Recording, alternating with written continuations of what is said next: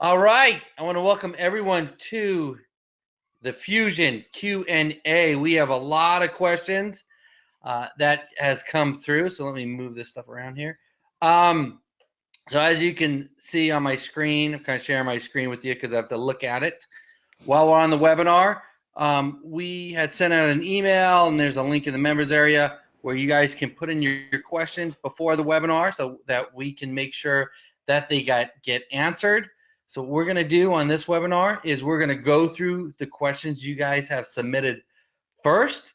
Then if you have any other questions, put them in the question box and we'll get to them right after. So we're going to try to go through this as fast as possible so we get as many questions answered as we can.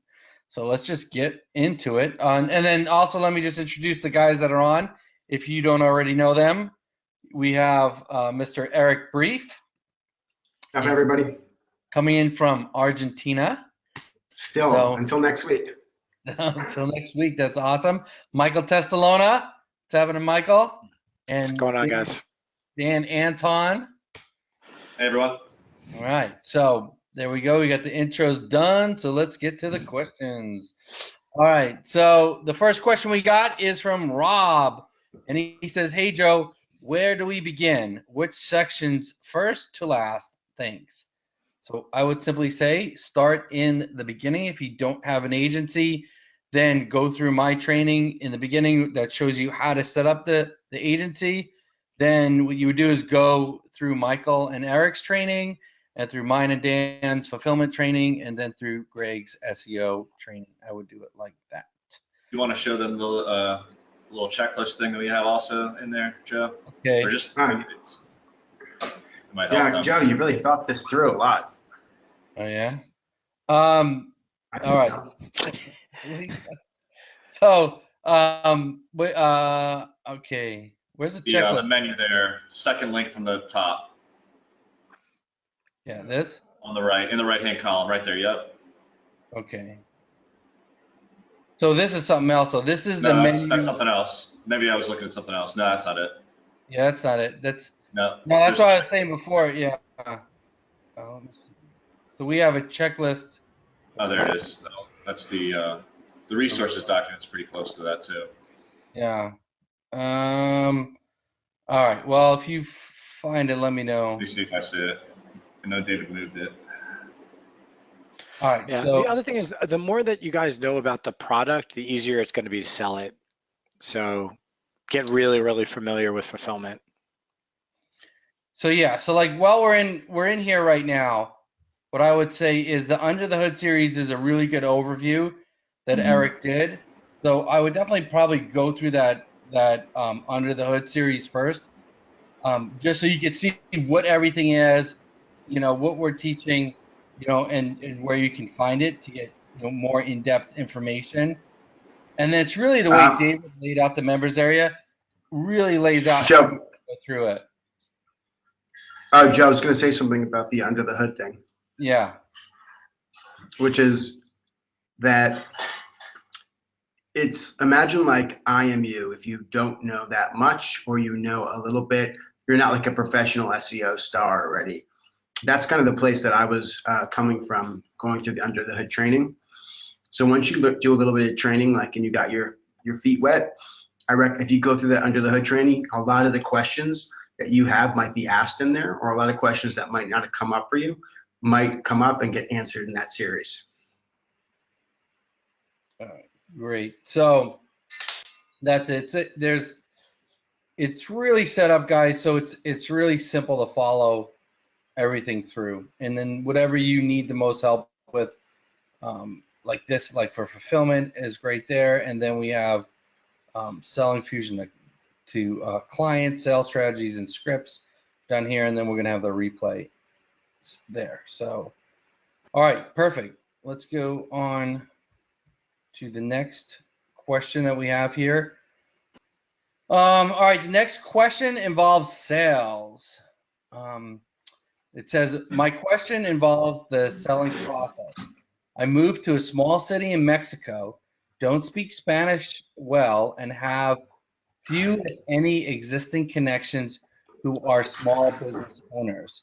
Does Fusion Sales Instruction have training on how to approach the businesses in the U.S. and basically cold calling, emailing, and other approaches? What's going on? I know somebody hanging around something. I don't know. That's That was good. you. That's a good question. What, the sound? Yeah. You're talking about? Oh, there was a bag at the top of the steps that literally tumbled over like a slinky and landed at the bottom of the stairs face up. That's crazy. Yeah, so let's answer that question though. The answer to that question is so it's almost implies that like your best access to selling someone Fusion or offering Fusion is somebody that geographically is nearby you. But you're definitely by no means limited to the geographics, because even if you're in a small town in Mexico, I'm not sure those people, whatever business you're going to sell to, can afford $1,000 a month, or maybe the economy doesn't tolerate that necessarily. But the idea is that you still have the same network of people before you move to Mexico, right? And so a lot of your presentations are going to be virtual over the computer, just like the one that's recorded in Fusion that was done for Color Bright. So it's going to be a lot like that. So that's the answer to the first part of the question. The second part is there was a part about like cold calling or other approaches. Those are kind of more advanced approaches that you're going to want to use, or you can learn from Sales Machine, which is a much more advanced level sales training and coaching program. The coaching part, that is for when you want to build your agency up from, let's say, 5, 10 clients that you've gotten from your Fusion chops, and start taking it to the next level and build a sales machine, for lack of a better word, a sales empire. Yeah, and if I could just add to that, if I just look at that piece of the question where it says, I have few, if any, existing connections who are small business owners, don't lose sight of the fact that a lot of your connections work for small businesses. So your connections may not necessarily be the business owner themselves, but a lot of your connections are going to work for small businesses, and they can give you an introduction to their boss or to their manager or whoever runs the business. So when you look at it from that approach, you might find that your network's much larger than you thought. All right, perfect. Okay, so let's go on to the next one here. Hey, real quick, I dropped that checklist in the chat, so you guys can have a Google Doc link there to grab that, just to keep you organized. All right, perfect. Great. Now I'll make sure David puts that in the members area too. Okay. All right, so the next question is from Ankur. Ankur, I don't know if that's how you pronounce it, but I'm struggling to get off the ground with taking action towards the following. Hold on a second. I'm struggling to get off the ground with taking action towards following the training in Fusion due to the personal circumstances. I won't be ready to buy Fusion Command Center until early January. Will it be too late then to take advantage of the ongoing purchases? I don't know. I guess they're having a problem with purchasing. Yeah, he just wants to know if it's going to be available after, around January. Oh yeah, and it should be available in around January. Dan, I think this next question is for you. You want to take that one? Yeah. All right. Hey, Dan, this question is regarding naming the file of images through text mechanic that you have shown in the training. My concern is if I apply your way of naming the image file, I don't get enough file name variations because my agency is serving in only one city for now. In this case, can I do the opposite? I mean, can I put multiple LSI keyword of services with the city being the constant example? If I download numerous images of content SEO and name the image files with different content SEO LSI keyword plus city again, and then city plus content SEO LSI. Okay. Will it be an overuse of keyword in this case? Please let me know your thoughts. Yeah. So here's the thing. If you only are doing one city and you don't have a lot of keywords, just do it manually, because the setup of doing it through text mechanic is probably not even going to be worth it. If it's less than, a total of 10 combinations, I would say just do it yourself, or your VA can do it. But yeah, if you have only the one city and you have a bunch of keywords, the city could be the constant, and you could do that. But just be careful that you don't have too much repetition of the same city and keyword. Even if it's different images, you can get away with maybe a few here and there. But I wouldn't want 5 different images all with, San Diego plumber service, right? You just want to limit that amount to like no more than 2, ideally just 1. But if you, like I said, if you let a few slip through, that's okay. So that should answer that one. All right, Yeah. perfect.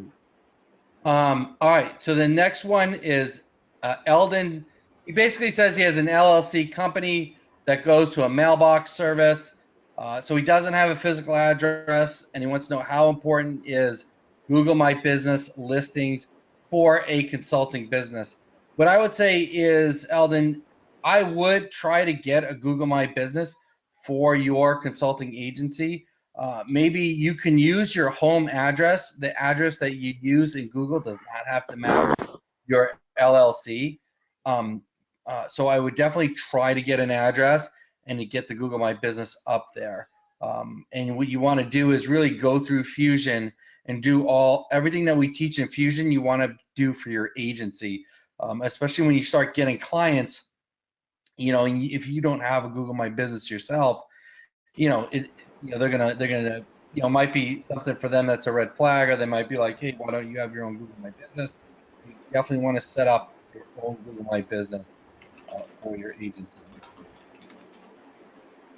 All right. Okay. So next one I see here is from James. Should we have the paid version of ClickUp? Yeah, you don't need the paid version of it, especially just starting out. You can always work up to that, and I think it's only like $5 per user per month when you pay annually, or $7 if you're paying month to month. You can get away with using the free version until you really need to scale and hire VAs to help you out. There was a really good Black Friday sale for it. I think some of you saw that they were emailing it out. I use the business version, but I have a lot of VAs in there. And even if I didn't, the sale, like I said, I think it's probably going to Cyber Monday. It was so good, I'd probably just pick it up. It's so cheap. It's just worth getting in, honestly. Yeah. All right. So here's someone else who is asking about the theme. They said, is there a free or paid version? So basically what they're doing is they're downloading the theme and they can't edit it. And I know exactly what's going on. With the themes now, with the new WordPress, it seems like there's a section that it's right in a general section. So if you go in the back of WordPress, on the left-hand column, you're going to see something that says general. And then in there, it's like there's a little toggle that you have to hit I forget what it's called. I think it's like coming soon. Like it automatically puts the coming soon on, and then if you have the coming soon on, you can't like toggled over. You can't edit the WordPress theme. You have to just put that on. Turn that off, and it opens up the theme so that you can use it. It's a really weird feature. But that's what's going on with that theme.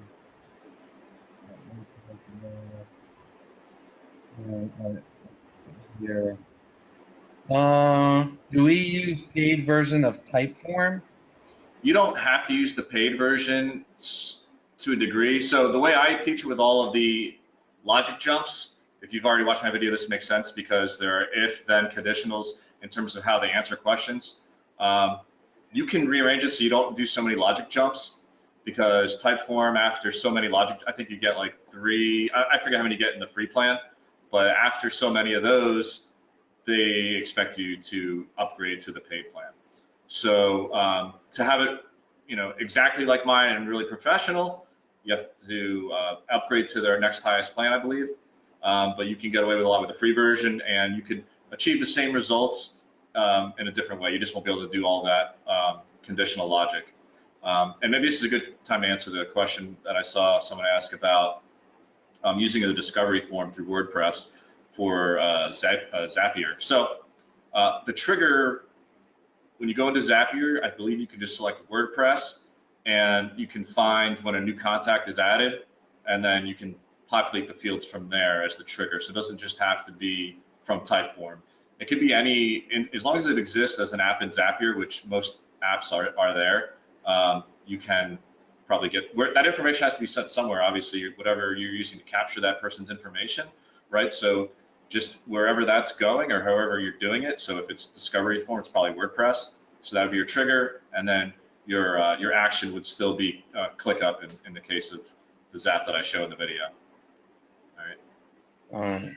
Perfect. And then I'm just gonna rapid fire these answers to these next few. Okay. You know, has the VA access Fusion or Fusion Command Center? You're gonna just have to give them your login. You can use LastPass and just assign it to them where they don't see the password. You know, if you're worried about giving them your username and password for that. The resource doc, explain how you can save money. I have no idea what this question is. The resource doc. Yeah, I think we just mentioned maybe if we have a discounted link available or we ever find them, that's where we put them. Maybe that's what he was asking. Yeah, I think like on Better Proposals or Pipedrive, I think one of those links that even me and Eric had put in, there's something like a 10% discount or something. So if you just follow those links, you may save money. Right. Yeah. And so that's the whole resource doc, is just a place where anything that we talk about in Fusion and fulfillment and sales, you know, if we talk about a software, it's all going to be on that document so that you guys can just simply click on it and access it. And like the guy says, if we can get a coupon or if we can get you a discount, we do, but we don't guarantee it, you know, that we can always get that for every product. Mm-hmm. Okay. What is ClickUp? We already talked about that. Okay, and Rick says he just signed up for Fusion and watched the first video of Under the Hood. He's completely ignorant of the system Eric and Dan are talking about, but he can sell no problem. So I guess this goes back to what you said, Eric, is it might be good Yep, to go. I had it in mind. I had him in mind when I answered that question. Oh, perfect. Yeah. So exactly what Eric said then, you know, go through the fulfillment. It's not going to take you that long, but once you go through it, you'll understand it a lot better. Yeah. And then if you guys have anything to add to any of these answers, just feel free to hop in. Where is the link to the Dropbox so I can get the theme, etc.? It should be right in here. It should be in the resource, on the resource link. And That first one at the top is the resources PDF. yeah, I gotta move my thing. So it should be on here. Yeah. Or I don't know, I gotta see where David put it. He might have put it underneath the Okay. the actual video. So yeah, it's probably underneath the actual video is where the link is going to be for the theme. Yeah, so that's where it'll be. All right. Yeah, so just right under the video, it should be there. If for some reason you still cannot find it, because I know, you know, a lot of people have found it without any issue, just send in a support ticket and I'll make sure you get the link. And it's actually going to be I like see it. It's on there, Joe. I just went to it. It's under the agency videos 1 through 12, I believe. I guess it is. Oh. And then it's underneath your video number. It's under the bonus WordPress theme and templates near the bottom. Oh, okay. So, let me see. Oh no, it's in the setup 1 through 8. Oh, 1 through 8. Okay. I believe so, yeah. All right. So, on here. Okay. Right there. Right here. So right here is where you'll get access to all the files. All right. And then I'm going to be putting another theme in here shortly. That's going to be even filled out even more for you guys. But everything you need should be right in here to get you up, running, and going. So So the next question.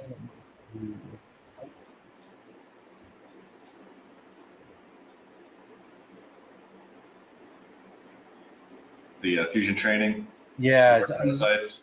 Yeah. Yeah. Do you want to handle that one? Yeah.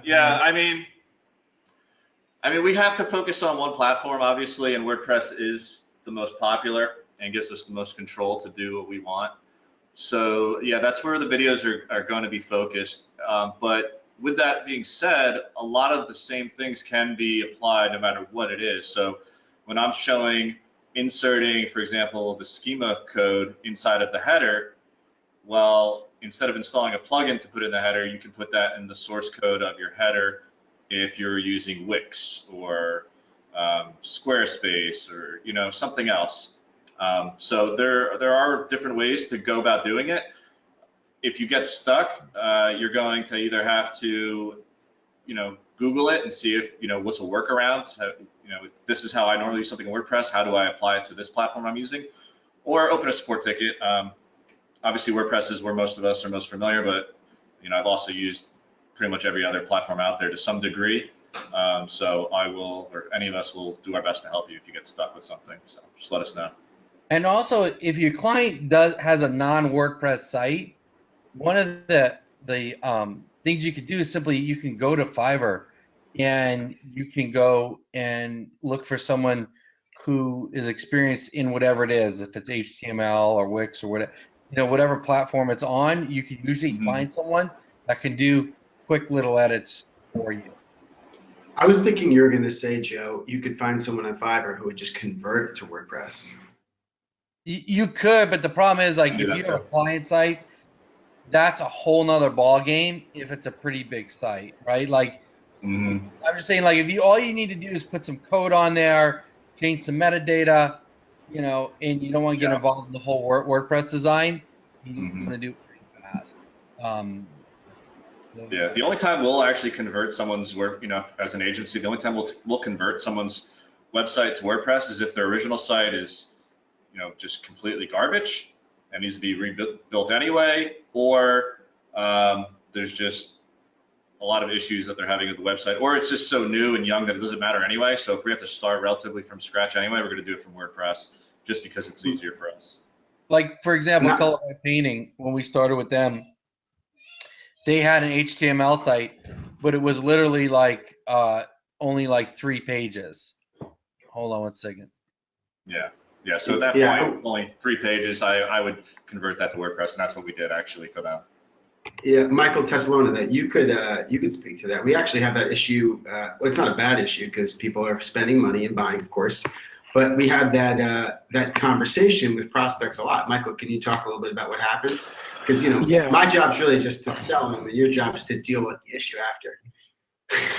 Yeah, well, I mean, I think Dan and Joe, they really, I mean, that foundation, we've discovered the exact same thing. Like, look, if it's really simple, let's just redo it. It's not gonna, what's it gonna be? A few $100 at that.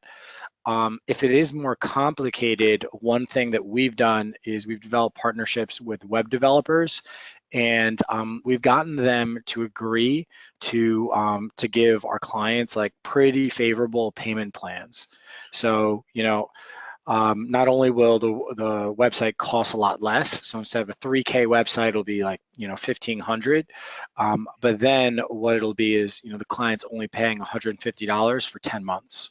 So with that situation, we can usually just pretty easily get them just to tack it on. Yeah. All right. So I think the next question here is on sales. So do you guys want to tackle that, Michael and Eric? Can you see it looks like he's asking a lot to Dan specifically, but let's see how far we can get. So Denker provided a sample proposal. I think he's Dan Anton. I think that was a typo.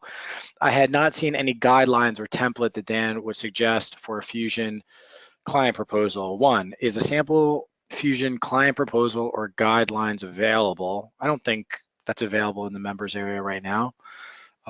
2, does Dan request require a minimum Fusion client contract term? I could say that we do not require a term. Yeah, we Dan, don't either. We're actually strictly month to month as well. That's just part of our sales pitch up front too. Yep.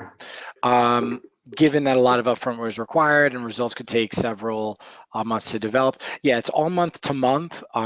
But in the sales process, you just need to let people know what is a reasonable timeline to expect results. And one of the great things about selling this particular service is that, generally speaking, people understand that it does take time. So if you give somebody a 3 to 6 month timeline, it's not like anyone has never heard that before. All right, so point 3, Yeah, after, but yep, don't tell them 3 months, please. Just even if you'll get that every time, you can't give them 3 months. You just got to be like, listen, give me, I would say you should expect 6 months. I would just keep it like that. If you're not already used to giving people that exact guideline, keep it there. Yeah, I think point, that's a big thing. That's a big point Eric says. Like, if you tell somebody 2 or 3 months and you don't get them ranked in 2 or 3 months, they're going to be all over you. If you tell them 6 months and you get them ranked in 4 months, you're a hero. So really, You are a hero. yeah, the way you word it will make a big difference down the line with the client. absolutely. All right, point number 3, after 3 to 4 months, when client is ranking in maps, is there a hook that Dan uses to help retain the long-term client for residuals? Um, Yep. Yeah, I mean, you don't want to, you're not a magician, right? You're not supposed to be pulling out a new trick every month to keep them around. So the point is that there's always another keyword to go after, right? So at 3 to 4 months, you're just starting to really get them some decent traction, or you should be. So at that point, you're selling traffic to the website. You're selling the fact that traffic will inevitably turn into conversions for that person, right? Phone was ringing and that sort of thing. So you don't need to keep them on the hook per se, but you know, in your monthly reporting, you're going to be showing what you're doing. You're going to be showing, keyword movement. You're going to show, traffic to the website, right? And they should be able to see, even in their Google My Business, the calls increasing, that sort of thing. So that's going to keep them around. The Facebook chatbot is something that we do kind of dangle as well to keep them on, because that can get them leads as well from their website or through retargeting once you get into that. And, for them to see those leads working, and then for you to threaten to take it away if they canceled, sometimes that fear of losing is just enough, because it's working, right? So that's one of the things you can keep at your disposal. The AMP stuff, like, I let them know that a lot of technical work has gone into their website. It's not just a lot of subjective crap that happened. There's a lot of objective technical SEO that went into their website. And if they cancel, I'm legitimately afraid that they're going to lose rankings by not updating their website, not maintaining the speed optimization, not maintaining AMP valid status inside of Google Search Console. And once they realize all that, like, they will not cancel, right? So you don't need the magic carrot. You just got a regular carrot. Yeah, I think it's also one of those things where, this seems like a hypothetical question. After 3-4 months, when client is ranking in maps, what problem is going to occur? And clients that are happy are generally just like saying, well, what else can you do? So just do your job well, and you're going to be okay. Dan does not guarantee map results, but what assurance does he provide the client in the proposal, especially for the first several months while GMB gets traction? Kind of what Eric framed in, if you guys listen to Eric talk, where he says, this is, I cannot guarantee you results because I don't own Google, I don't control them, I'm not their master. However, with that being said, all of my past clients have gotten these results. So I'm very confident, 99.999% confident you will get them as well. And we will bet Eric's house on it. Dan, you wrote this down. Did you write this down? I listen to you too. I love when you speak. Wow. I'm coming out to Puerto Rico tomorrow. No, I'm kidding. But really, I might come out this winter. Okay, I'm here. Yeah, you're welcome. You like to surf? I will at some point, I imagine. Sure. Circle's going off today. It was scary. I wouldn't even go out there today. You go out. Okay. Nice, very nice. Anything else? Yeah, no, that's good. No, but that was, and the other thing too with this question is that, like you said, Michael, sometimes it's almost like you're wondering when, what the person's wondering when's the next problem going to occur. And the thing is, if you get somebody ranked in maps and you get them ranked on the first page, they're not likely to drop you like as soon as you get them on the first page, because they've probably been trying for a while to get a company to do that for them, and they're more afraid that if they drop you that they're going to lose their rankings. So I wouldn't overly stress about that they're going to. Yeah. I'd worry about getting the client first before I worry about losing the client. It's a great question, by the way, and I'm just going to chime in now. I was afraid for a second, Dan, that you were going to replace me in sales because your answer was solid. But the whole idea of getting some results, I could totally see why you'd be thinking like, what's the next trick I need to pull out of my hat? But what Michael was saying was like, oh no, they're going to love you. They're going to try to give you more. That's exactly it.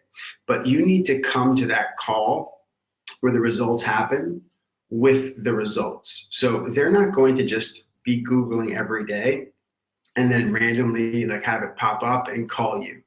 They might Google once in a while, but you're going to be the one that's going to report them those results 90% of the time.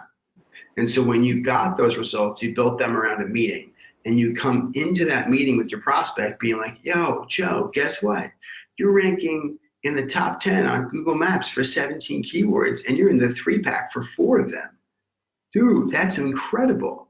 If now that we've got you these results, you're gonna get a lot more calls. So I have this next step of how much money you can give me. That's gonna get you the next thing that you're looking for. And that's exactly what they want. Dude, they want to pay you $10,000 to bring them every single phone call that's available, if you can.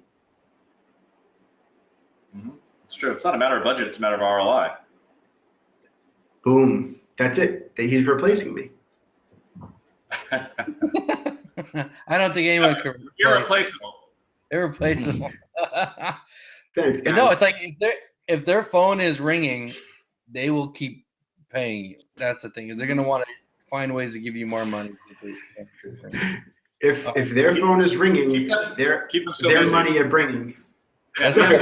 Gotta put that on your website. Yeah, we legit had a client email us, and they were like, "Hey, I didn't know we were like still working together," because they've been getting so many phone calls, and they're like, "I guess it's working, so just keep doing it." But, Nice. but the other thing you said, Eric, is, I think it was Eric or Michael, you guys said was really important, is that you have to show them the results. Like, you have to give them the report so that they know. Like, not so much, look, guys, I did this, I did 3 blog posts. It's like, no, like, here's your rankings, here are the moving, here's what you can expect. And you keep in touch with them so that, you show them, like, listen, you're ranking for all these keywords. Because even if they're searching, they might be searching for just one keyword and not know that they're ranking for all these other keywords. So they're reporting. Spot on. The way I would look at it really is like a sunset. Every day, the sun sets, and it's beautiful. It's beautiful. In fact, it sunsets outside of my cabin at the window that I work every single day. It looks amazing.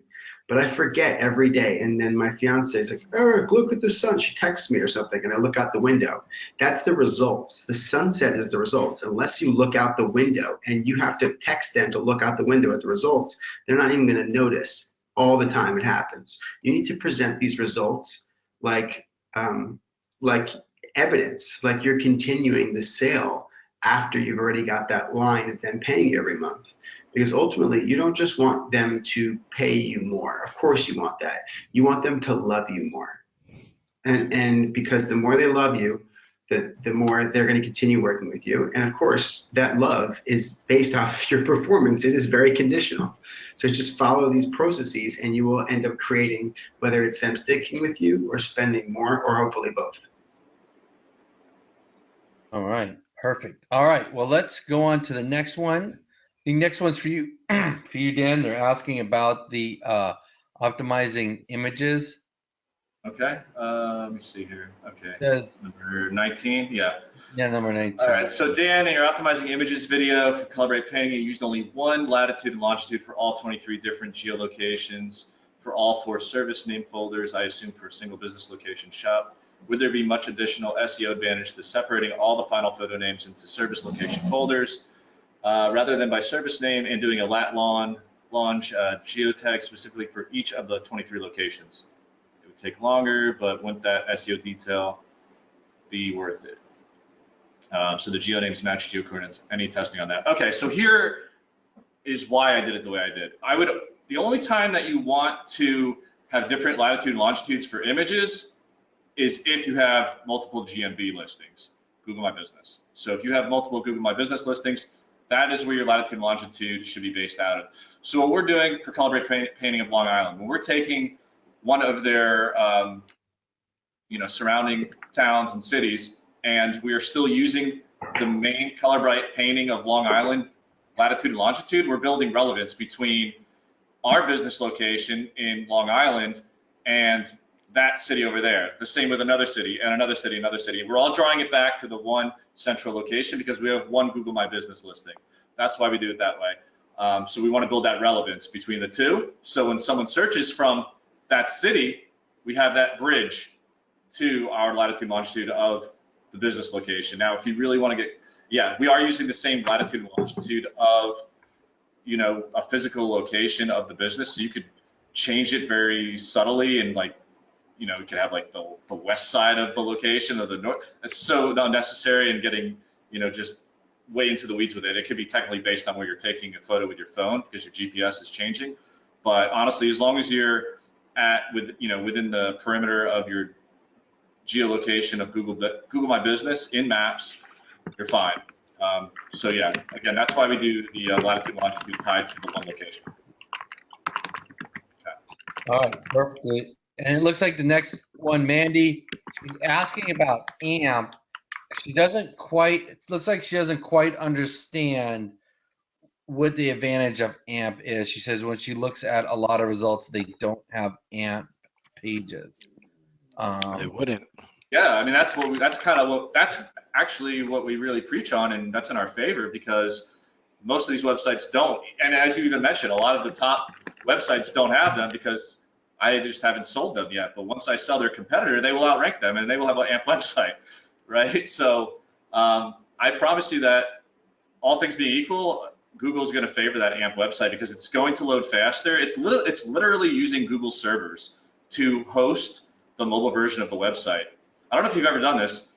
Google, you're going to help my client out too. Google Atlanta Peach Movers and click on from your mobile device and then go past the ads and then look at atlpeachmovers.com and click on it. That's going to load almost instantly. It will load instantly because it's on Google server. Not only is it a better user experience for real human traffic that sees that website because it's an instant traffic. Don't say that. What's that? Don't say human traffic on this webinar, please. I didn't even think about it that way. Okay, got weird. So not only is it better versus robot traffic. Yeah, from a technical standpoint, Google is going to reward it. Bottom line, I've seen it, and all of our clients are AMP at this point. We've converted every single one over, and even our PBNs we use AMP on them now. Like our own private PBN network that we have. All those websites are AMP because guess what? People who have regular crappy PBNs don't take the extra step to make them. Not that I'm saying you have to, but I know that when a footprint is considered, Google's not thinking, oh, this AMP website is a PBN. No, because no one in their right mind is using AMP on a PBN because it takes a lot of work. Dude, this is the thing about Dan, about what we're talking about here, is it costs like what, $500 for like something like that, right? To get your website amped. That's a lot of freaking money relative to the cost per month. There's no way that this guy's going to do this unless it's really worth it, like really worth it. So this AMP thing is huge, just like absolutely huge, and it does set you apart. And then when you say like as far as like how to sell AMP, you like to say the words like, and Google loves Google. So if you're using that Google technology, they're going to love it. Like content wise, I hate that pitch, but like receiving a pitch, it makes so much sense and I love it. And pitches are never about like analyzing how you think about them. This is sales I'm throwing in. It's always about how the person who's listening to them feels when you say those words. And you think about that for a second. And it's so true. So true. You can never analyze the content of the pitch as if you're a bystander. You have to experience the pitch as if you're a prospect. Yeah, absolutely. I think that just kind of dumbs it down for a client when they just think about it like, yeah, I guess Google does love Google, Exactly. Like, yeah, does that make Google sense? Technology, why would you not? We use it as we frame it in such a way that it's like a negative if they don't have it, AMP on their website, because we show them the official Google tool, which tells you if your site is AMP valid or not. And we just show, it's like a big sad face. Your site is not AMP friendly. Frowny face, exclamation point. Yeah. All right. I'm thinking, what's the next AMP mobile, Dan? That's what I want. I don't know, man. The next, yeah, I don't know. We'll be on the forefront. AMP right now is still wide open. It is. It is. All right, let's get moving on. So I think we handled all the ones on the spreadsheet pretty much. So The last one. what's that? Who should answer that last one? Oh, Wise Joe's so awesome. Let's bring on his wife. It's because of all the people I partner with.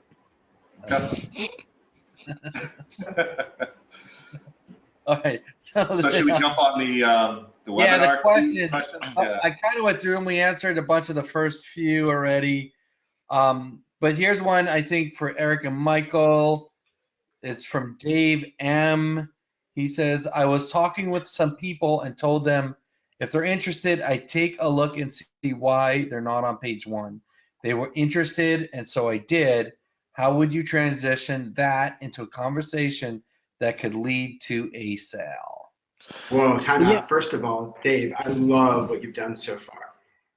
Hey, listen, hold on, just Mike, I'm sorry. I got to say this. Like, you got to translate the type that Dave just said to like how it would sound in a conversation and realize like how good that sounds. Yeah, listen, man, if you're cool, I could just take a look to find out why you're not ranking on page 1. No big deal, man. Like, how could you say no to that? It's just like a great line. And so, no, I don't want to find out why I'm not on page 1. Yeah, and realistically, you're playing it cool, but the person who wants to be on page 1, like they spend a lot of dough, and they've like paid a lot of guys from another country, or paid a lot of guys from this country, or scammers, a lot of dirty dinosaurs, a lot of dirty cockroaches, like I was saying. So, how would you transition that to a conversation that could lead to a sale? So, a conversation is the sale. So, the first thing I would do is I'd be like, hey, I would say, let's schedule a time when you're in front of a computer, 15 to 20 minutes, so I can show you how it is that we can actually help you do that. And then they'll say yes. And then you'll say, okay, I did this analysis on why your site isn't showing up on the first page. I noticed X, Y, and Z items. These are things that are stopping you. Oh yeah, that makes a lot of sense. Yeah, that was great. That was great.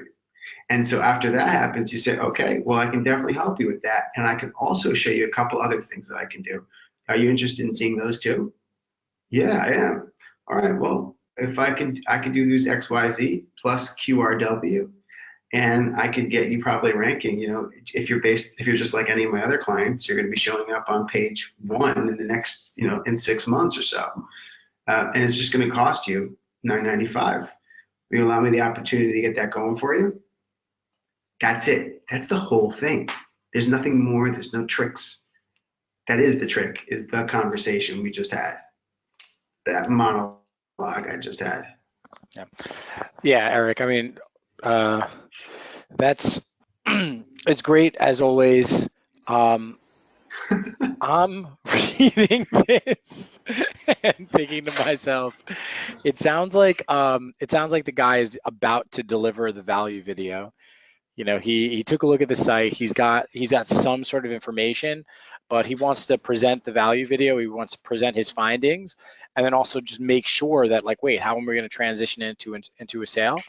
And so what I would recommend is whatever research you did, if you're going to like present it to them in a video format or whatever, number one, like just make sure it's concise, make sure it's like less than 5 minutes, really high level. Don't like, you know, try to add too much into it.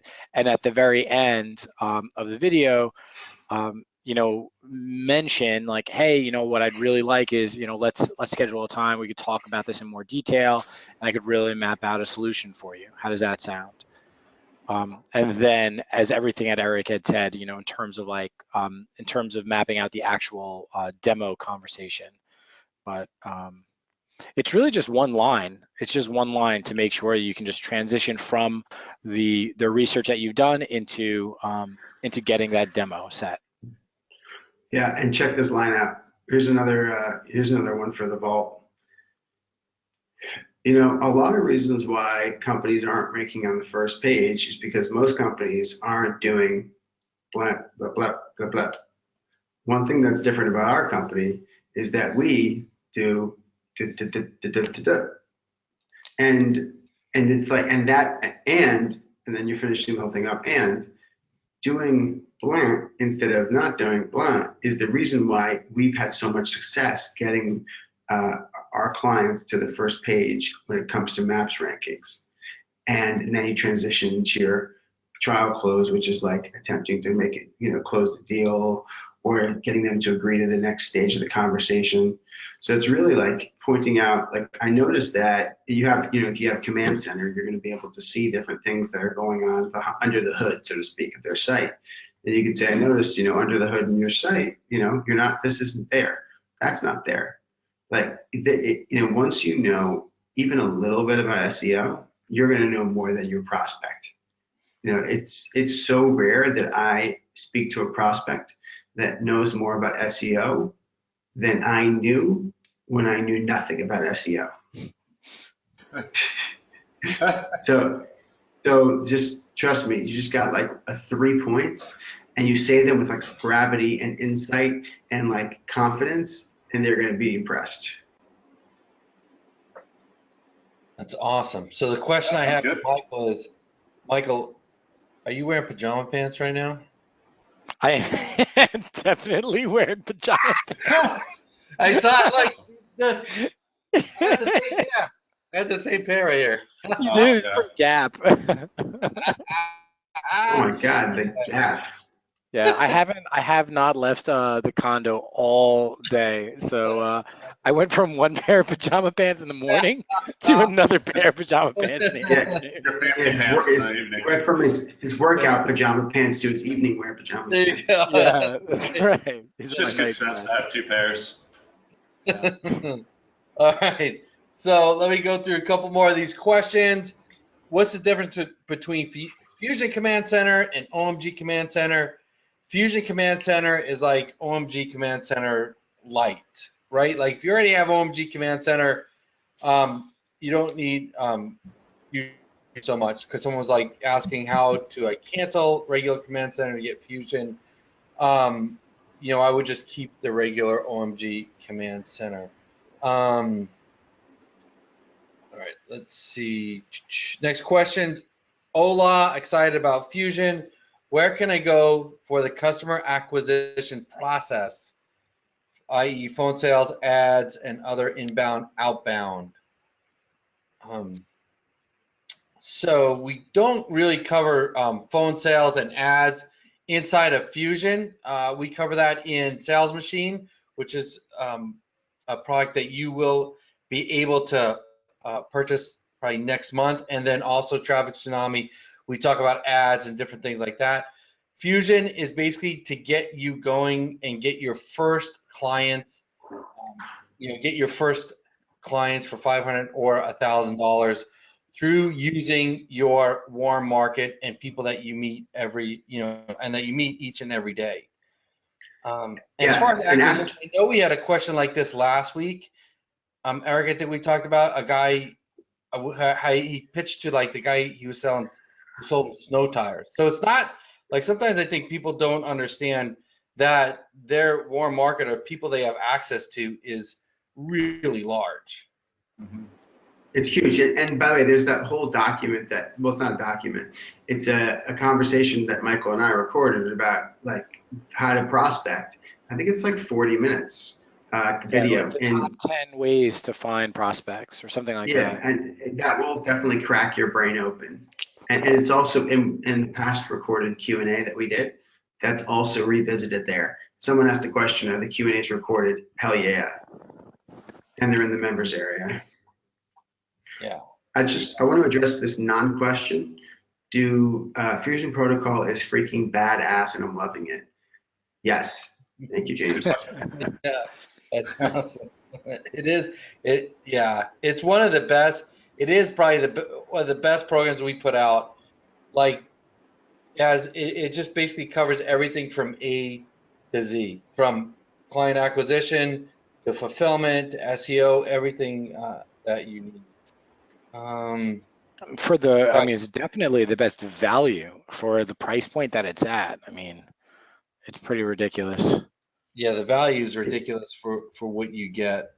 Um, all right. The next one is, if I get stuck or lost, you can just, we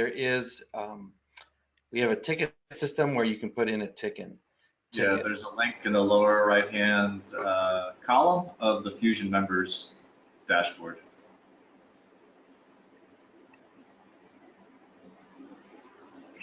Okay, it was mentioned that GQP is exclusive to Fusion Protocol. What is the difference? QGP, yeah. Yeah, quality guest posts. Yeah, Oh, Kostas. yeah, yeah. Is it live right now? No, the software for Kosta software will be going live probably in a week or two max. Someone's saying, if we already joined, do we still get Kosta's 3 free links? I believe you do. I don't know if it's free or if it's highly discounted.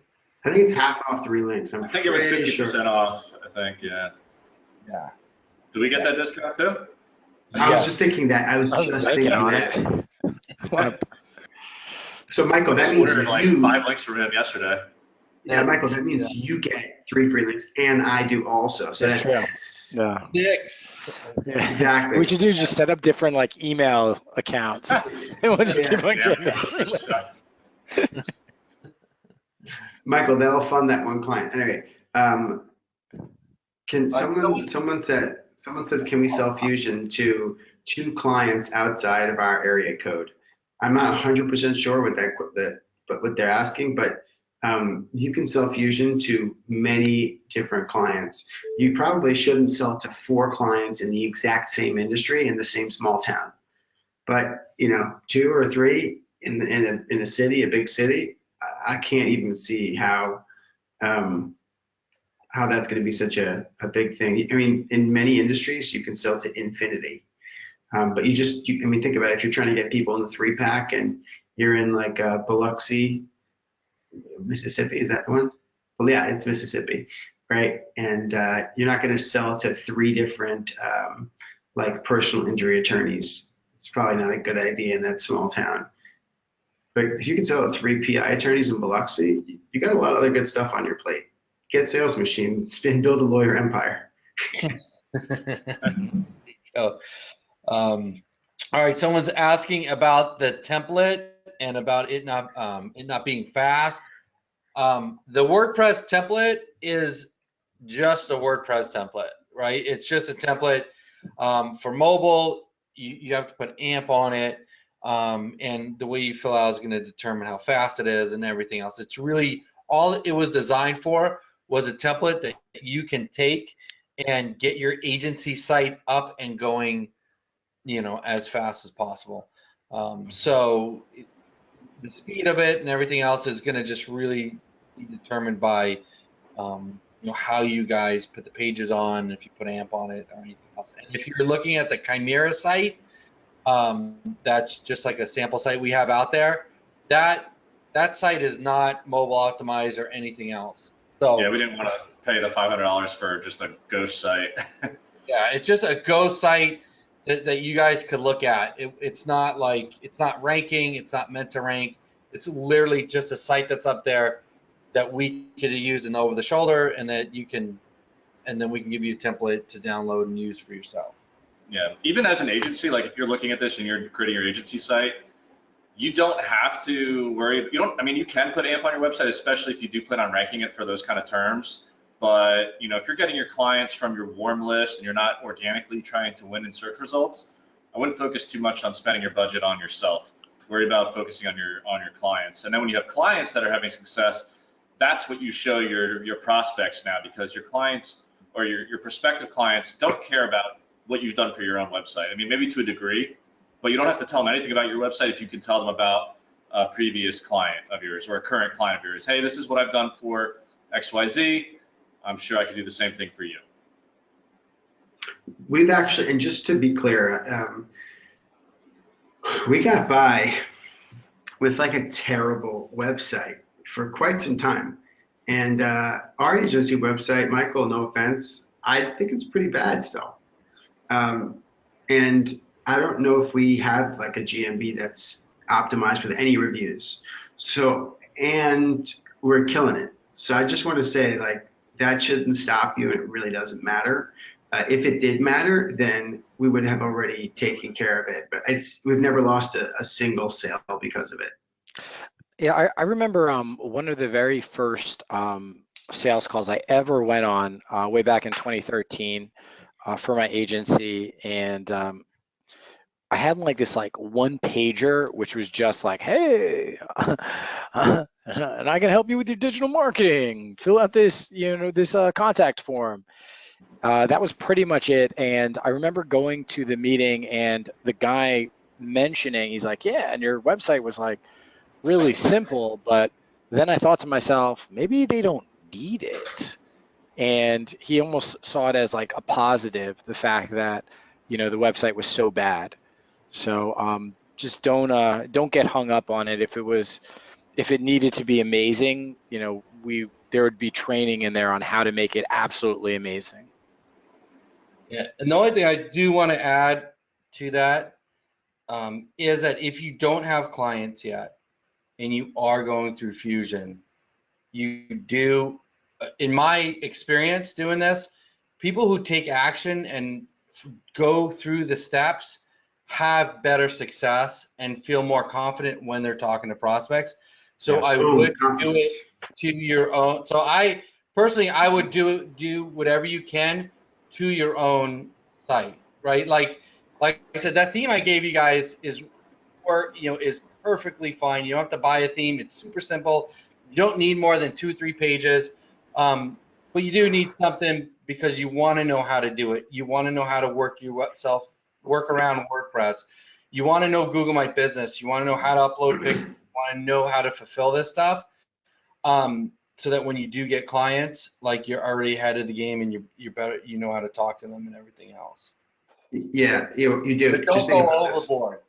And then, like these guys saying, and because the other thing I see too is the overboard, where people are like, I'm not going to go talk to a client until my website's perfect, until my Google My Business is perfect, until this is perfect. So you don't want to go too far that other way either. So you don't want to, you don't want to, because a lot of times people use that as a stall tactic to not go out and talk to prospects, is like, oh, my website's not perfect yet. It doesn't have to be perfect. You just got to go out, you just have to have something up. It's actually, when your website's perfect, it means you've got like tons of clients already because you have time to work on shit that isn't important. It'll only be, I'm thinking about it for us, Eric, it's only going to get perfect when we've got like the team that has excess capacity at some point, and then they can be working on it. So I'm not planning on doing it. It's not even about paying someone to do it. It's about, we just don't need to do it. It's like when we start taking our business to be about like outbound marketing and like building these different things that are like quaternary and like, things that an agency needs to handle. Once you've got a lot of other stuff on autopilot, that's a great problem to have when your website isn't great and you have so many clients. Anyway, so let's move on from the website game question. Yeah, as long as it's professional and loads, you'll be good. All right. Got next Okay. here. Someone says, is there a basic sales script I can base my sales calls on? Yes. The script that's inside of Fusion. There is a basic, there is a deck for Fusion. And in that sales deck, you'll see that there are literally points to talk through. And you'll also, if you watch there's a recorded demo of me doing color bright painting. Is that right, guys? I'm not sure if that's in there. It's not in there. Holy crap, Joe. What, No, it's in the there. one, the recording that you did? It should be in there. It's Yeah. not. Is it? Yeah, it's in Yeah, there. It should be in there. of course it's in there. That's the whole Yeah, it's big- in there. So just with me talking plus the recording. Sorry, It's well, on the the recording sales is me section. talking. Oh, really? What section is it? So anyway, either way, this thing, if you listen to that, and then you also have the sales deck, and then you have your couple points to go over that are in the slides and stuff like that that Michael and I talked about, that is your basic sales script for sure. But what you're selling them on, remember, is in the script. It's in the PowerPoint deck. And what's good about using the PowerPoint deck is that you could use the visuals to help cue you on what to say next. So at the minimum, it helps you and your prospect focus on that point that you're talking about right now. So let's wrap that one up. All right, and then here's another one on. I have a few people asking about Kosta software and the links. Again, I'll just repeat it for the last time, is that the software will be ready in 1 to 2 weeks. There is going to be a discount, special discount for all the people who join Fusion for the first 3 links. So that is inside Fusion, right? That software is going to be Fusion. Fusion does not include the links themselves. There's no way we can do that, right? That's a separate service that you have to pay for each link. But that is coming into Fusion here in the next week or 2. Can you go over the ROI calculator, when to use it and how it works? So either of you guys talk about the ROI calculator? We talked about it in the webinar, but I don't believe it's in the. I don't believe we have like a training video We should just snip exactly it. about how to use it. What were you gonna say, Eric? All right, I was just joking. I said we should really just snip the Aussie accent. Some of you guys might have gotten the New Orleans drawl. We should just snip the Aussie accent out and put it inside of Fusion so people have it. Yeah, But yeah, that's great. Yeah. when someone asked the question, yeah, so I bet Joe will probably end up figuring out a way to do it, or Mike. But Yeah, I'm emailing Mike Long right now to get the recording. He'll be on it like yesterday, so fast on these things. So what I would say though, when do you use the ROI calculator? Well, you use it right before you show the people the price, and the purpose of it is to, when you're saying like, all right, well, it's $1,000, buddy. Oh wait, I'm not on video.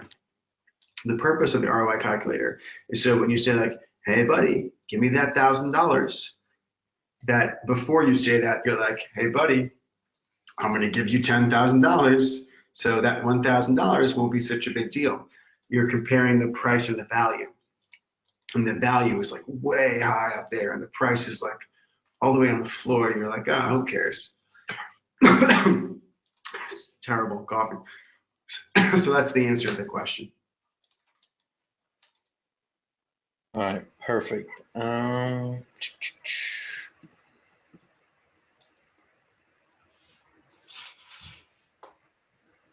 right, just going through. Somebody's asking about the bonus for Chris Munch's thing. So Mike sent out an email today for that. So if you didn't get that yet, just do a search for mike@mikelong.com for whatever email you used when you bought Fusion, and you should get that email. All right, so Jason says he has Ahrefs. Would you recommend Command Center as well? I would, because Command Center has so many more features for your agency that you are definitely going to want, and it's 60 days basically for free. So sign up and at least do the 60 days.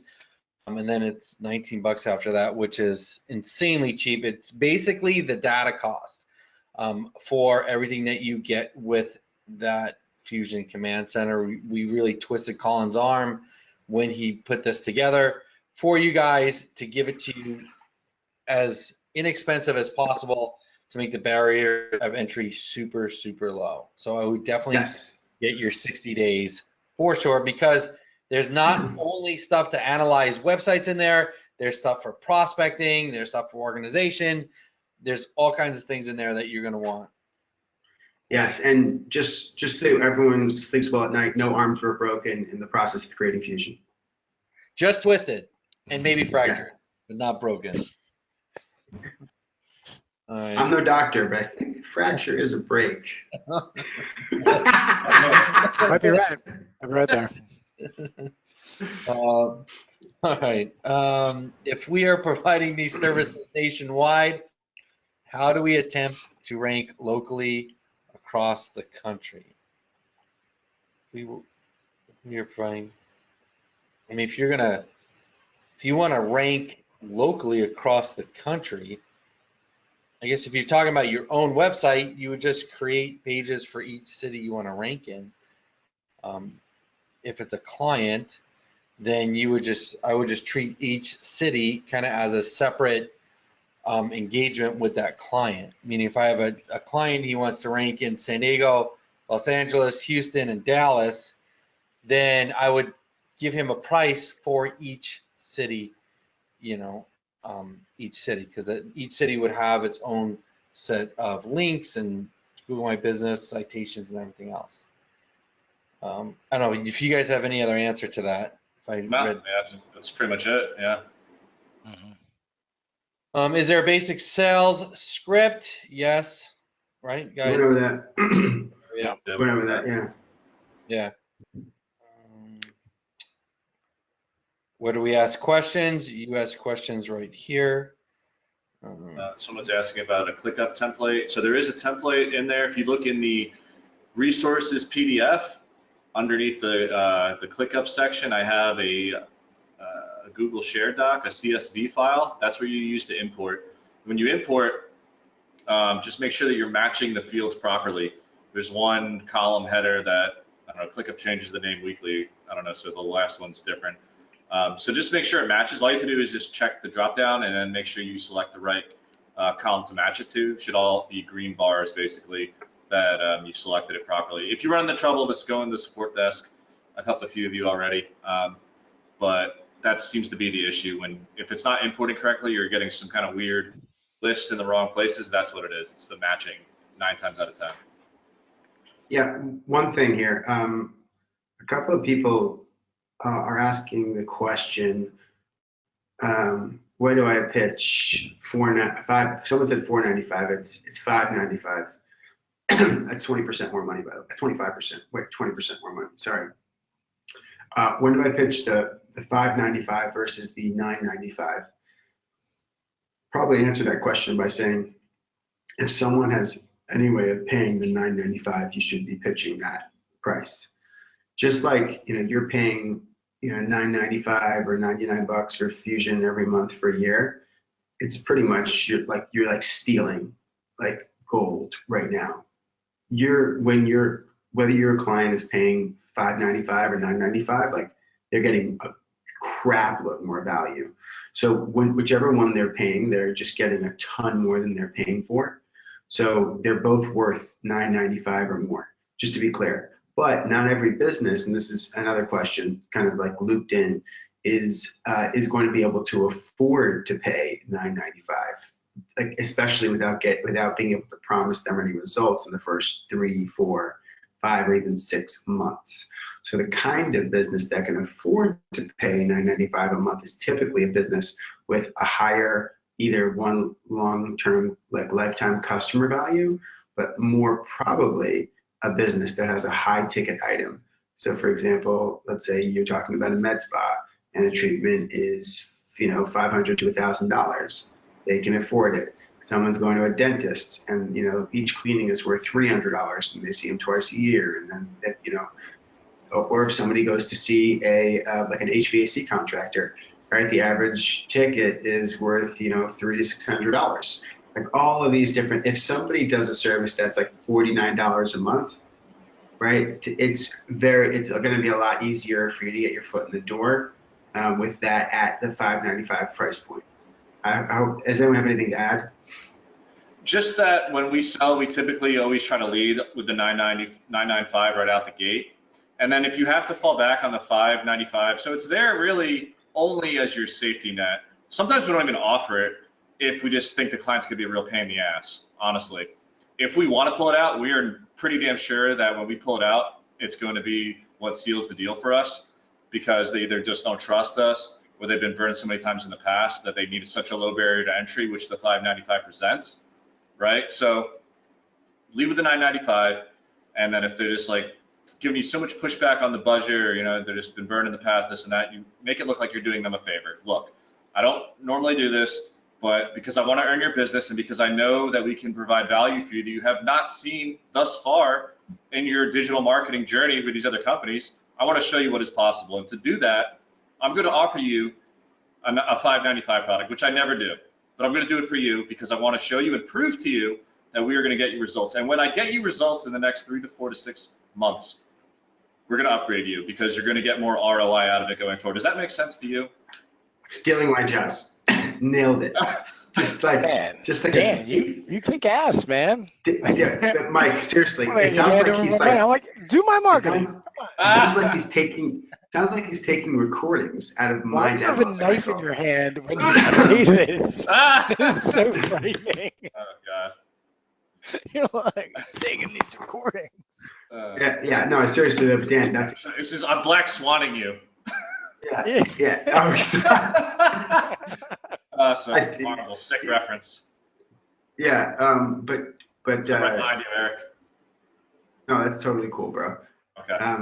But the point is, I didn't see that in the movie, so maybe Okay. I'm not gonna It's kind of a pretend weird like you movie. didn't, pretend like you didn't say that, Natalie Portman. Okay. It's a few really good scenes.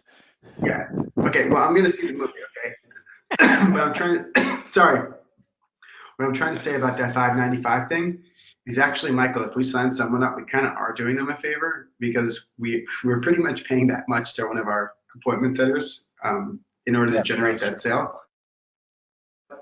The key thing to remember about the $595 is that I tend to offer that or be open to offer that based on what I see that business's future is. So if that business is like they run it well and they're growing or they don't have the budget yet, but I don't offer it to some sort of like Joe Schmo with 2 teeth and a pickup truck.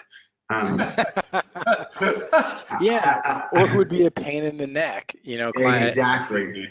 Yeah. Or a Rolls Royce and a Rolls Royce hat. If I don't, unless I think that they're going to be fun to work with. Yeah, that's the truth. I remember speaking to a lawyer once, and she was the biggest bee. And I remember thinking to myself, like, as I'm like moving up towards the pricing, I'm like, I'm doubling it. Because that's the only way it would ever be worth it to work with this woman. And he's single then. What? No, I did. Yeah. But it was just for like some setup. Yeah, she did actually. It was just for like a setup. I set her up for, it was just on-site optimization. That's all we did. But Michael, just thinking about a sale gets me excited. Like when you're like, did she buy? Even though it already happened in the past. I'm like, did she buy? Exactly. Yeah. And she was a pain in the neck throughout the entire engagement. Someone said that if the preview sucks, the movie's going to be terrible. Mm-hmm. Actually, ironically, the person who said that was one of our future sales people, and she was terrible, and the preview was okay. Well, yeah. The hard part is like with those type of clients, like you don't ever really know, but sometimes on that lower end, it's like if it's between them paying their rent for their car payment and paying you, then it can be hard because they're like calling you like I didn't get a job this month. I didn't get a job. I didn't get it. Mm. So that's where it can be a little bit harder and more time consuming. But when I go back and I think about my first client, he was actually a dentist and he was $700 a month and he was the biggest pain in the ass.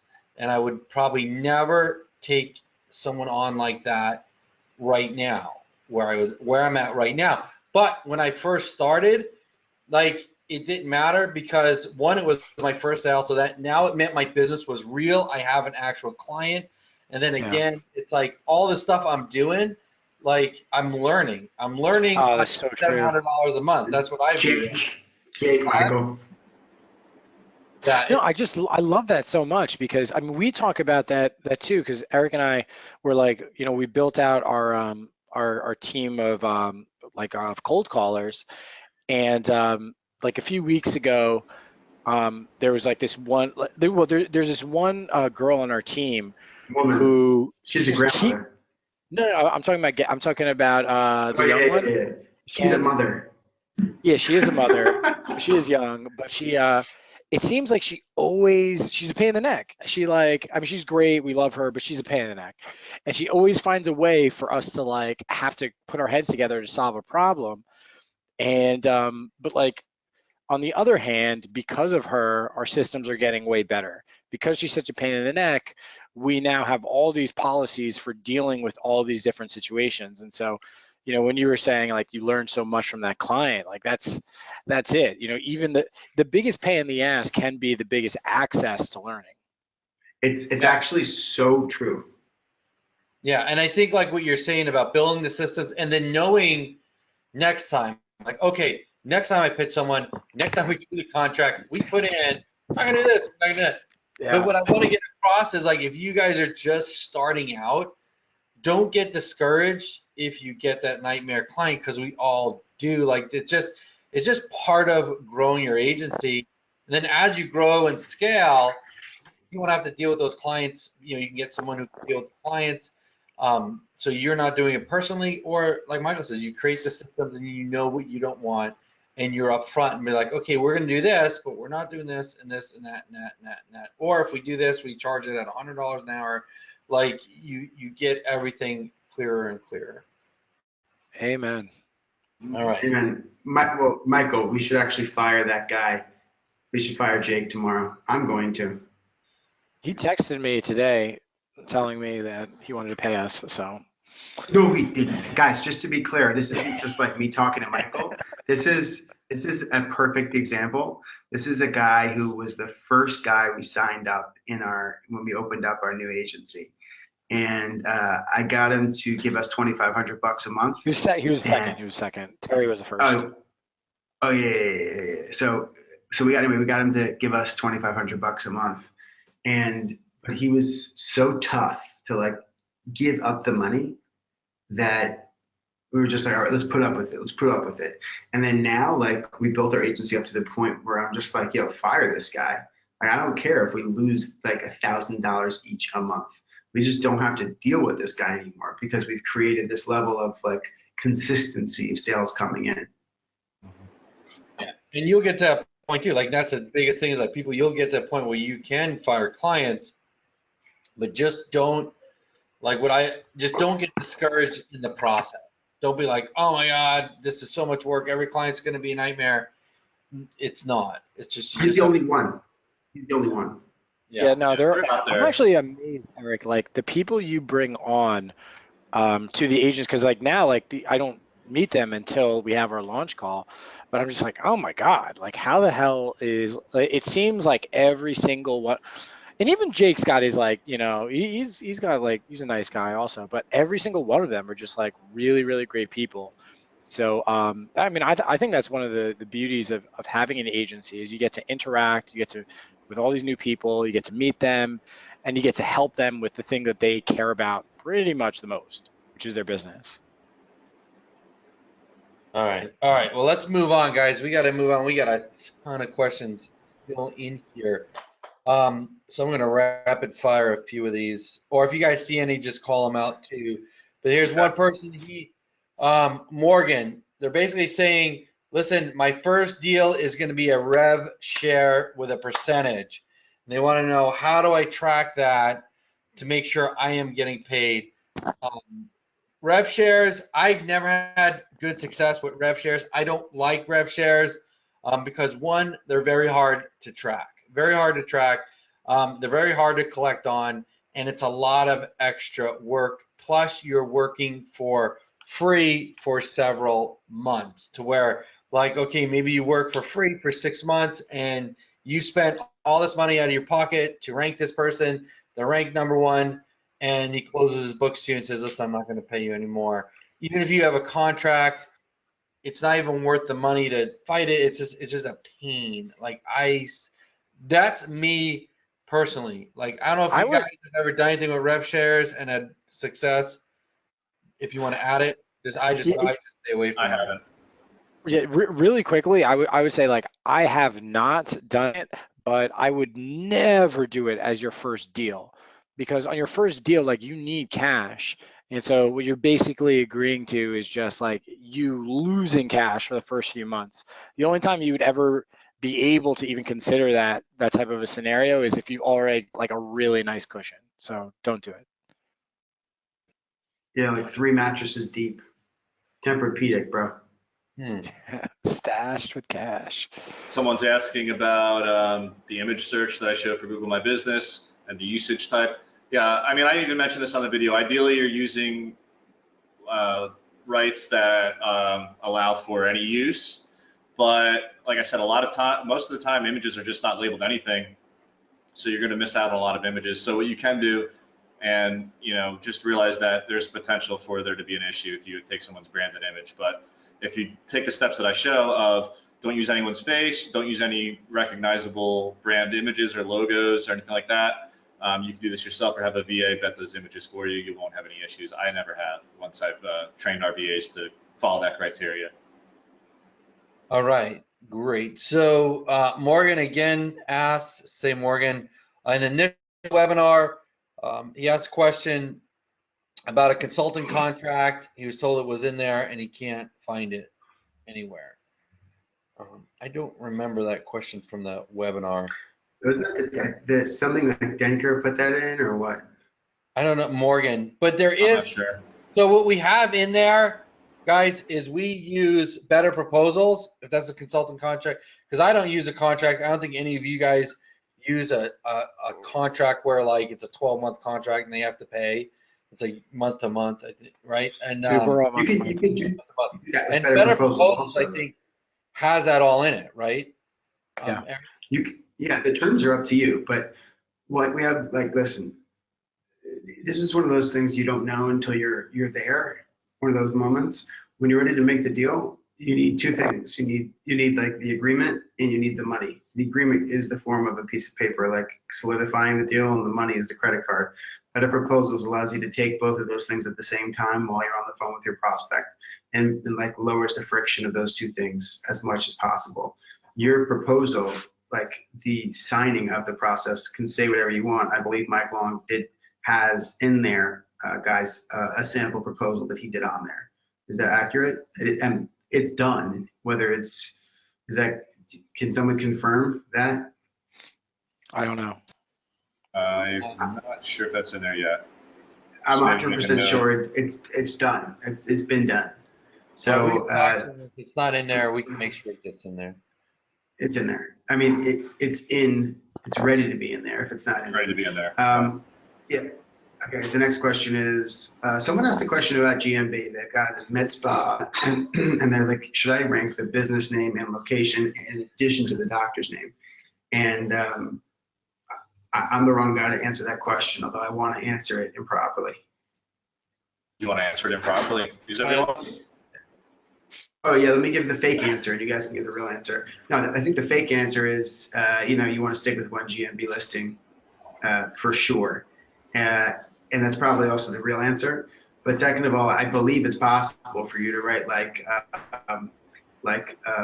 boob plus med spa and then like Dr. Eric Brief, and then like dash in there.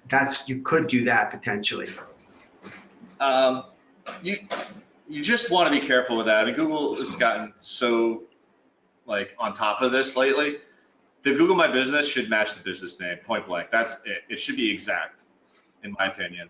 Those things need to match up, to the T, right? So the Google My Business name matches the business name that you use, and those two need to match up everywhere else. So the citations match that, your NAP, your name, address, phone number matches everything, right? So you have congruency through your business and you build your brand. Trying to do anything other than that is trying to kind of game the system, and you may just be spinning your wheels. It's probably not even worth it. And a lot of times the business may just be like, hey man, what are you doing? Like, why are you trying all these different weird tactics? It's not professional, right? So that could be something that they'll come at you with as well. Yeah, consider that your gaming the system is doing it as designed. Yeah, I mean, you are gaming the system, but you're doing it within the parameters that you're allowed. Yeah. I mean, the only thing I add to sites is I'll add the city. Like we do that on our mold removal site that we rank like basically in every major city in the United States. It's Precision Mold Removal is the name of the company or website. But for each city, I'll do of San Diego, of Houston, of Dallas. And I put that on the page. So I'll put it on the actual city page that Google My Business goes to, it says precision mold removal of Dallas.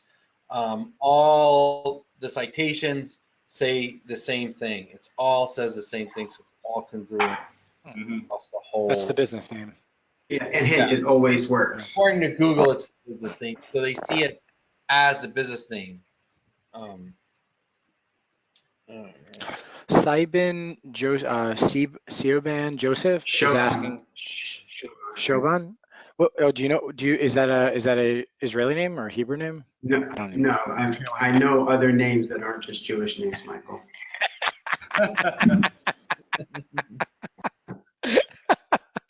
Are you calling me an Arab? Michael. As an inside joke, we were on the phone with a sales rep, and he was Israeli. And all right, never mind. Eric and Michael, I really appreciate the prospecting document you added to the members area. It is really helpful. It is helping me in terms of list building. Awesome, man. Can you offer any suggestions about how to automate client acquisition? Thanks. So, I mean, look, I don't want it to seem like we're plugging Sales Machine too much, but it's called Sales Machine because it turns your sales into a machine.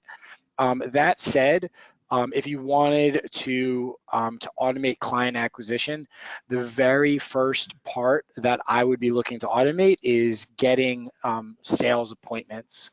So figuring out a way where you can consistently get sales appointments every single week. So that's like the first part of automating the process. And then the second part of automating the process is being able to close appointments every single week without you actually doing it. Now, after you do that, you basically have a sales machine built. Both of those steps have to do with getting the right people and the right processes, working. So, it's not like, oh yeah, that's what you do. Eric and I have been working for 3 months on getting that first part together, and we've done this like a bunch of times, and it's still taken 3 months to do it. Yeah, but it's definitely this is the best version we've ever made. Come on, dude. Oh yeah, no, this is lights out. This is freaking. I mean, yes. Yeah. Right. Hey guys, so here's James Santiago says, FYI, I used the calculator method Michael and Eric role play in one of the previous Webbies with a local business owner. I visit all the time, and I'm 1,000% sure I'm closing this guy. And I did this before I bought. Reason I bought you two. You guys freaking rock. Oh yeah. Here you go, guys. Boom. But I was gonna say, not at all surprised, obviously, and go figure. That couldn't be happier. Yeah, that's awesome. Yeah. Just so he got this just from the webinar. He didn't. It's before he joined. He went out, and that's the thing. This is not the first time that's happened. No, it's really this stuff, Fusion, it's like everything is right there, and it's probably the easiest business that you could ever put together, but you just have to go out and do it. Like, we noticed what he said. He said, I pitch it to a business that I went into all the time. He didn't say, I pitch it to my uncle or my granddad or my best friend or my best friend. Just some business that he visited, and he talked to them, and he did your ROI calculator, and he closed it. This isn't hard. You just have to go out and do it. Yes. So, all right, guys. Well, we're coming up on about 90 minutes. So I don't know if there's any questions that stand out to you guys that you want to do kind of like a last question here. Let me see here. That's very dangerous, Joe, to ask me if there's anything else I want to say.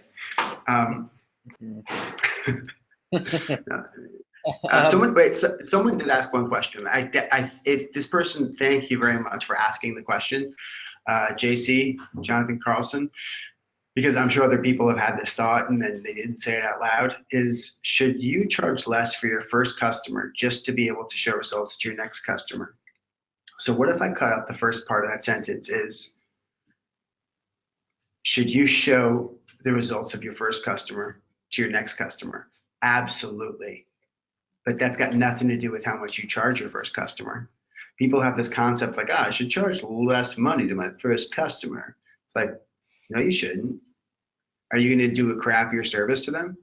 Are you going to do worse? Are you going to pay less attention? Are they going to get less results because you're their first customer and you're following the exact same process you'd offer to the second, third, and fourth? F no, absolutely not.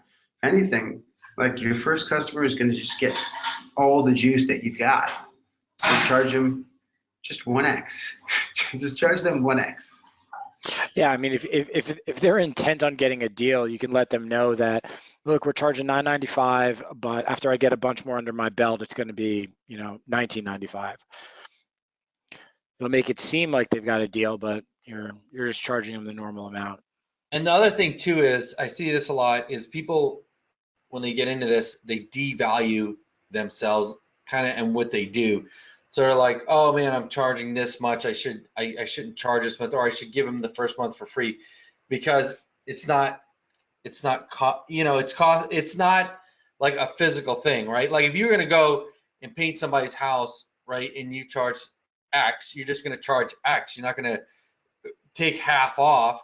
The same thing with an agency. It's like, just because it's something that's virtual, or maybe something you're just getting started on doing, you still have to put time into it, and you have to count those hours that you're putting into it, as money, right? Like a lot of times people they invest their time, and they're like, oh, and they don't count that. They might be like, oh, I'm only spending, $30 on links, and I'm spending $50 here, so it's like $80. So like, I can discount that, for you the first time. But what ends up happening is you start working for free, or you're working for $2 an hour, you get burnt out because you're not making enough money. So you really want to value your time and put a price on your hours that you're working. Yeah, and also, I mean, you guys are everybody on this is like, you're entrepreneurs. Like entrepreneurs, like you don't want to be doing the work forever. And in your pricing, it needs to reflect what it's going to cost somebody else to do it eventually, and your business to still have a profit at the end of the day. So if you're looking on it without even taking into consideration like that, your numbers are completely off. Your margins are way off.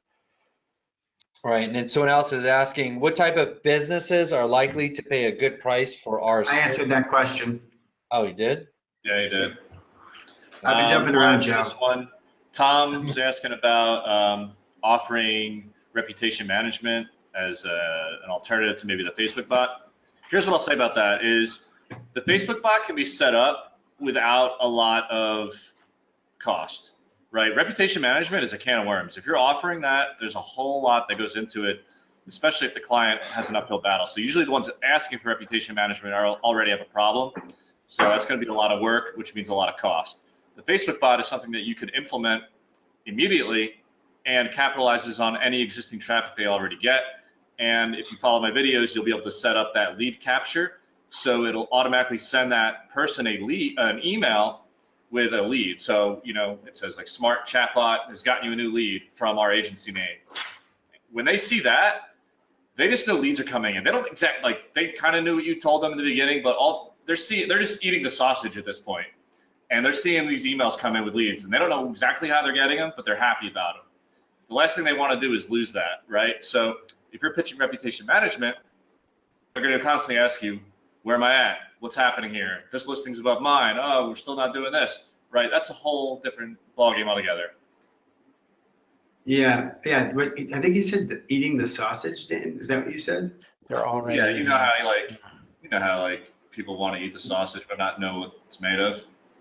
Oh yes, like morcilla, which is blood sausage. I got that. So Yeah. we've pretty much gone through I saw almost one all of the question stuff. here.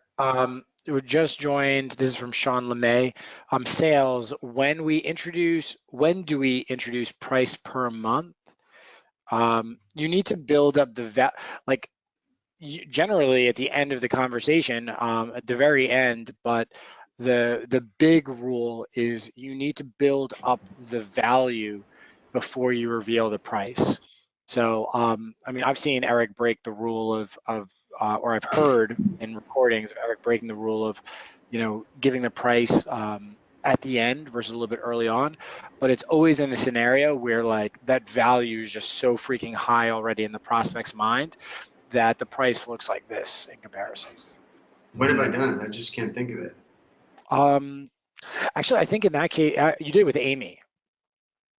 Amy? Oh yeah. No, I didn't give her the price. I wanted her to either get off the phone because she couldn't afford it at all. I do that only under one condition. Like if I've done the analysis of their business and figured out oh man, there's no way these guys can afford the service, I don't just hang up the phone. I'm like, listen, just so you know, this costs $1,500. And they're like, if they don't shit their pants and get off the phone, then we're perfect. We're going to make a sale. I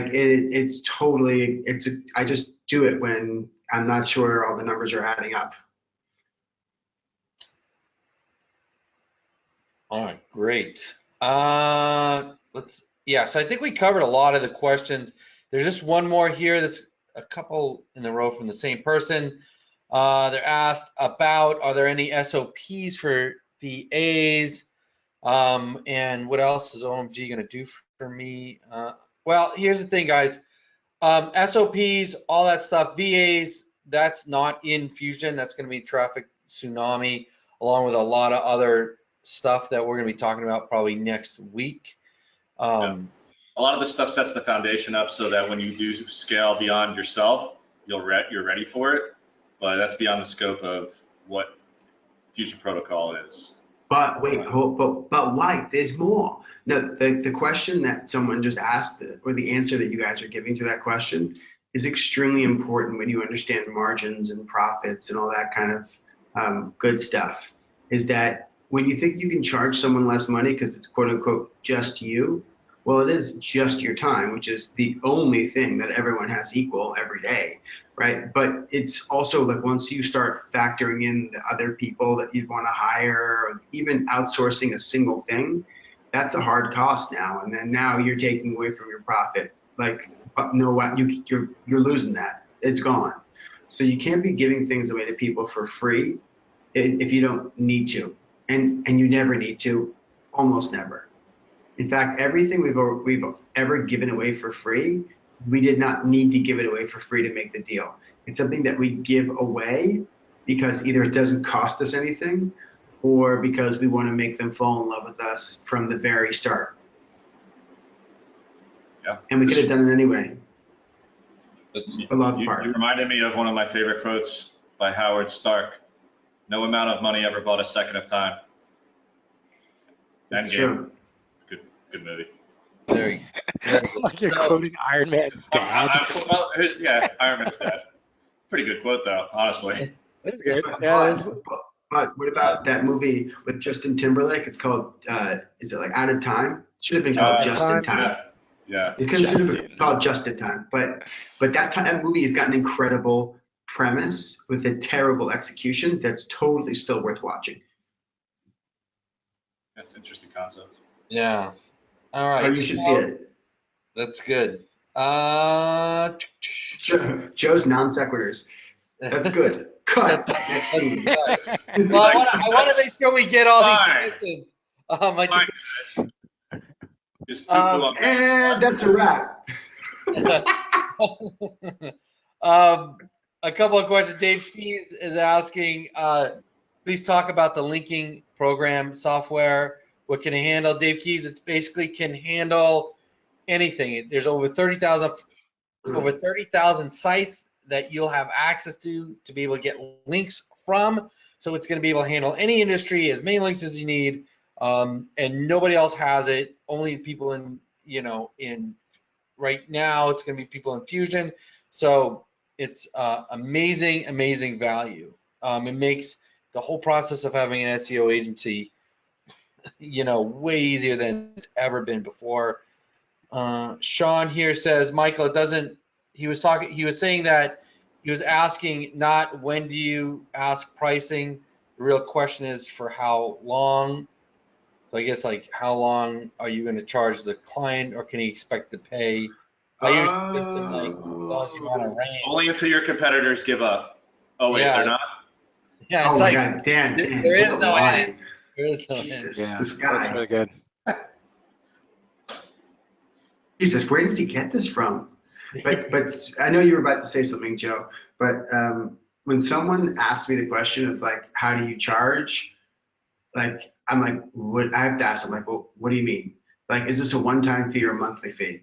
Monthly fee. Move on. It's like, if someone is stopped on like it being a monthly instead of a one-time fee, they like don't understand the internet. Just like move on. Like, you don't need to justify it being a monthly fee or ongoing, and you don't even need to like talk about the future. Be like, listen, it's month to month. Let's talk about this app. Let's talk about how long you're going to stay with me when you get your results.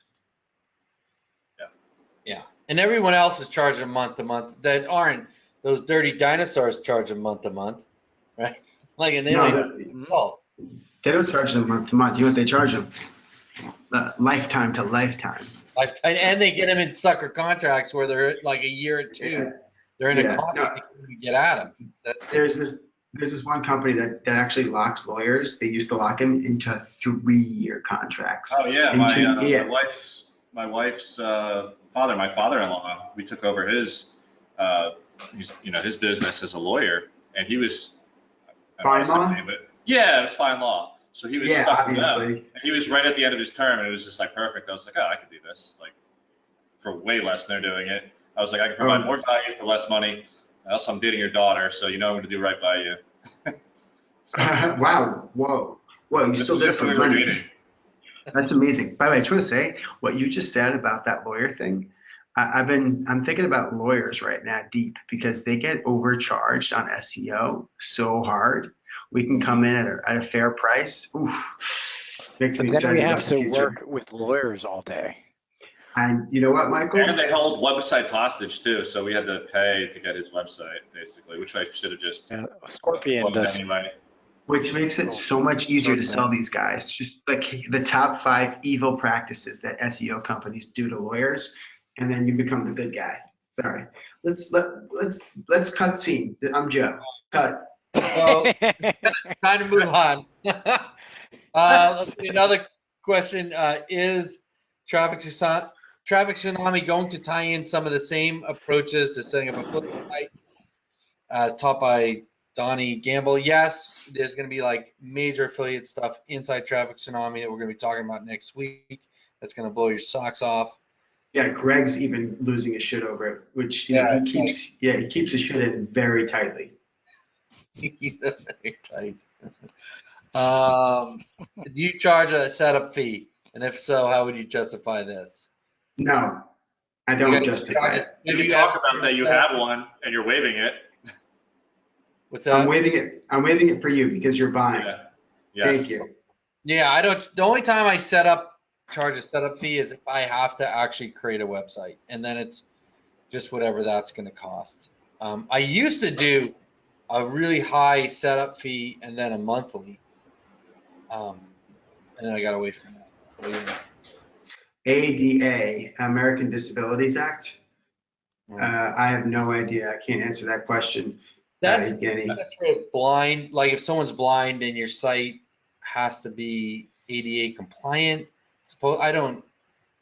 No, There's I like understand that concept. It's gaining traction. I mean, it's probably worth looking into a bit more. Honestly, I just haven't felt that it's that important yet. But I mean, it might get that way to where I need to actually do some research myself to see. Wait, time out. Pursuing. Time out. Holy shit, foot in the door right here. So I read this book. I'm always a big, like I'm a preacher of that sales books aren't that great, but but they do help if you're already have a lot of experience on the court. And there's this one book by Jeb Blount, Sales EQ, and he talks about how one of the ways of reaching out is by like reaching out, being like, hey, do you know, like your opening line is, do you know about the new ADA requirements for websites? They're like, what? ADA requirements? And then boom, that's your in. Yeah. Like, so it's like, what do you think about ADA compliance? I don't know, but start a conversation with your prospects, because the moment you bring them new information about their industry, they're going to be like, oh, this is not a salesperson, or oh, this is a new conversation. And the best part is in the book, the guy who asked that question didn't know squat, but you better believe the next time they talk. Take a list of all your prospects, and the first week you call them with, like, your assistant calls all of them and says, hey, I'm blind and your website sucks, I'm suing you. The next week you call and you say, hey, are you ADA compliant? Oh, I do that. there you go. You just got it. That's a closer right there. Dan, I'm sorry. That's outside of my realm of Comfortability-ness. That's that black hat life. Yeah, Okay, that's great. That's gray hat. Yeah. Okay. Well, it's kind of black, I think. Pretty black. I think it's pretty But black. depends. It's a dark navy. I think Dan's gonna get some coal in his stockings this year. Oh yeah. Nah, Santa loves me. Dan, I don't think your wife's putting anything in your stockings this year. What? No, but no, because she said, I don't know. Do you guys do Christmas? That's why. That's what the question was. Yeah. She does Christmas still. She celebrates all the holidays. All right. All right. Well, this has been great. Speaking of holidays, this has been an excellent holiday for me. Just I love being on these webinars with you guys, and we all love answering the questions. This crew is amazing. The crew out there asking questions is amazing. Joe, any other snaps that you want to do on the directors thing? Let me see. No, I think we handle all the question, guys. We're right about 2 hours. So this will wrap it up. And guys, inside the members area, there is that link where you can leave a question. If for some reason we didn't get to your question, just put it inside that type form that's in the members area. Every question that is entered into the type in the members area will get answered on the webinars. So make sure that you guys do that. And Michael, are you saying something? Because you're muted. I mean, Yeah, I was just, no, Mike isn't saying something, or maybe he is. yeah. I was just thinking that the thing is I've been thinking about Fusion so much, and I'm literally thinking it is the best thing since sliced bread. There's so many things in here that if you just got that thing, it would be worth 5x the cost of it. So I'm not like, you've already bought this product, but like just unlock this thing by going through everything and getting, like, squeezing the juice out of this, because it is absurd how great it is. All right. With that, we'll leave it with that unless you guys got anything else. That's good. So, All right, guys. That's it. We good will. Q&A session. Yeah, we'll guys see you guys later, and go crank it and let us know when you close your first deal, and we'll talk to you guys later. All right. Night, everyone. Well, Take care, guys.